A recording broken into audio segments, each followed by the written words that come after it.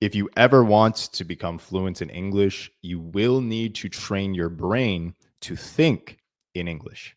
Have you ever found yourself translating words back into your native language when listening to someone speak in English? If the answer is yes, then that is very bad. This is because it slows your brain down and causes very unnatural and awkward pauses in conversation. But not to worry, because in today's lesson, I will show you 10 very easy methods that will help you train your brain to think in English.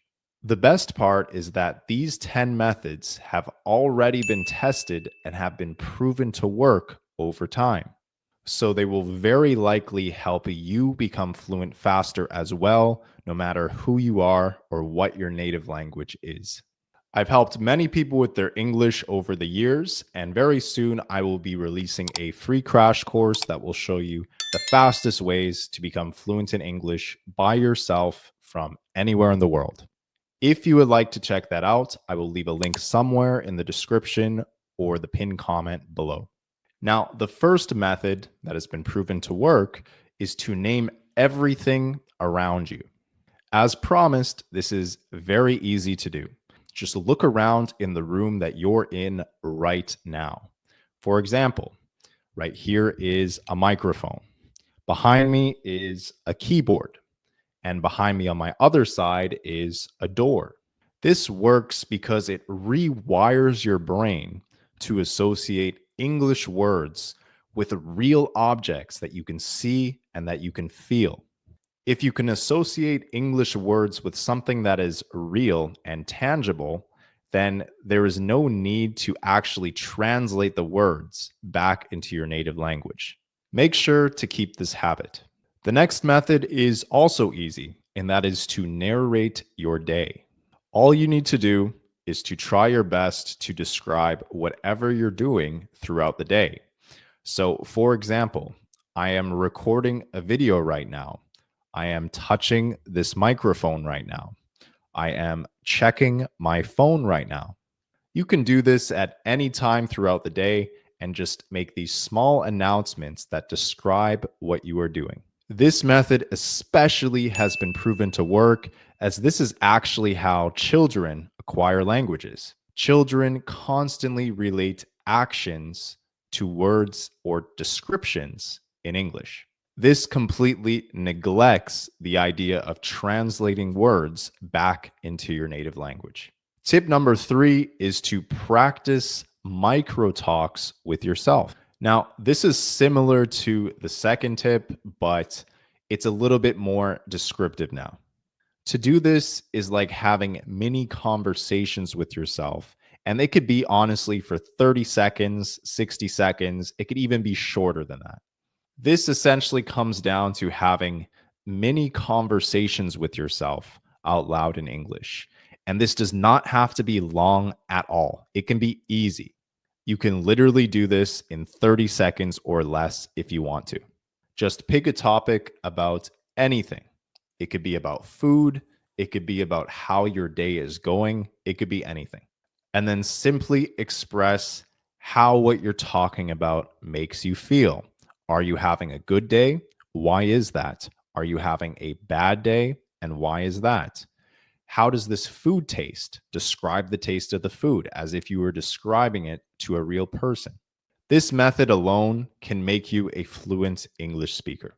This works because it builds fluency in a no pressure setting, and it really activates your vocabulary when you're forcing yourself to express yourself. However, a really important thing is that you really need to speak out loud and train your mouth to speak.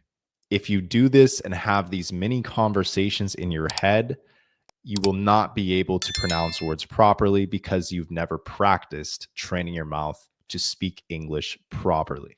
That one little detail can literally be the difference between you being a fluent English speaker or somebody who speaks broken English. Tip number 4 is to use the one situation, one language rule. And I'll explain. This is very easy as well. All you need to do is choose certain areas of your life and assign the English language to them only. For example, you can choose to only watch YouTube in English. So now the next time you watch YouTube, it is only in English and your other language should be nowhere to be found. If you don't want to mess up your YouTube algorithm, you can simply just create a second account that is dedicated to English media. This works because you're now associating the English language with real experiences that you're having in your life. So now, when you're thinking of an English word or expression, you can associate it with something that you do regularly in your life.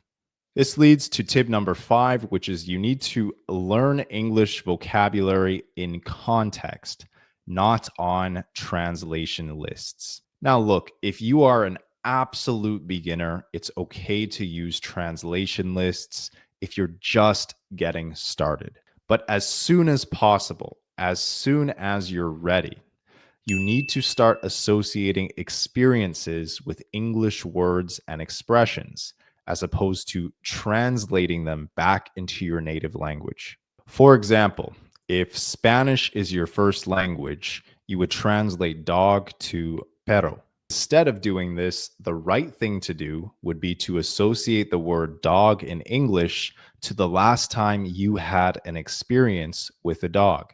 So, the last time that you saw a dog walking in public, the last time you pet a dog, the last time you had any sort of interaction or visual of a dog, you should associate that with the word dog as opposed to the Spanish word perro.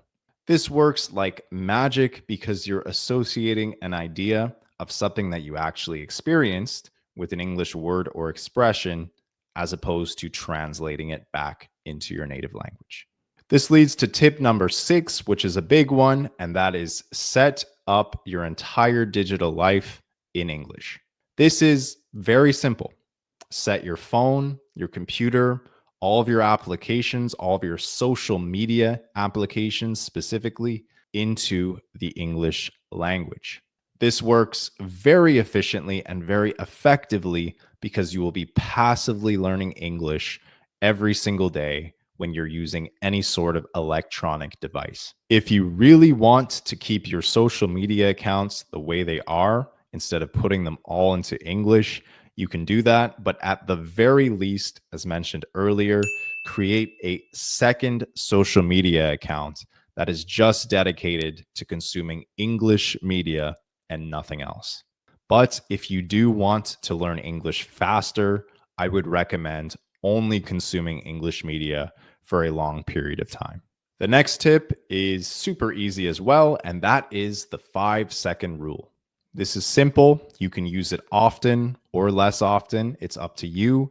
But whenever you want to say something quickly within 5 seconds, think of a way to convey it in the English language. This works because it prevents overthinking, which eventually leads to you trying to translate the equivalent of a word or an expression into your native language. Even if your grammar isn't perfect, even if you don't really know how to say the exact thing that you're trying to say, be creative and find another way to describe it. For example, if I did not know what a microphone was in English, I could describe it as the electronic device that you speak into, or the item that you use when you're recording your voice for videos or for singing. And this leads to tip number 8, which we somewhat alluded to earlier, and that is picture thinking.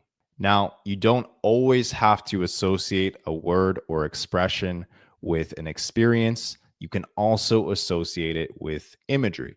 This works because you are absolutely skipping the step of translating a word in English. You are just directly associating a word with an image. So, for example, if you see that this is a microphone, you should immediately think that it is a microphone in English. Do not translate it into your native language. Just associate this with the English word microphone. If you can train your brain to associate all of the words and expressions with either an experience, as we discussed earlier, or just imagery of something, then that will allow you to think in English as if you were a native English speaker. Now, this next tip is not as easy as the other ones, but it's still pretty simple, and that is shadowing English speakers with subtitles turned off. Now, if you are an absolute beginner, you can use subtitles. But if you are past the A1 level, you're at least at the A2 or B1 level, then you should absolutely try to do this with subtitles off. All you need to do is play a short clip online of a native English speaker saying something. After they express something, pause it and repeat what they just said. Try to say it with the same rhythm, the same tone. Try to say it as if you were a native English speaker, as if you were imitating a native English speaker. This works because it actually trains your mouth to speak with the rhythm and the tonality of an English speaker. By doing this, the next time you have to express something that is similar to that in a real conversation, it's going to feel a lot more natural and less forced. This is simply the concept of repetition.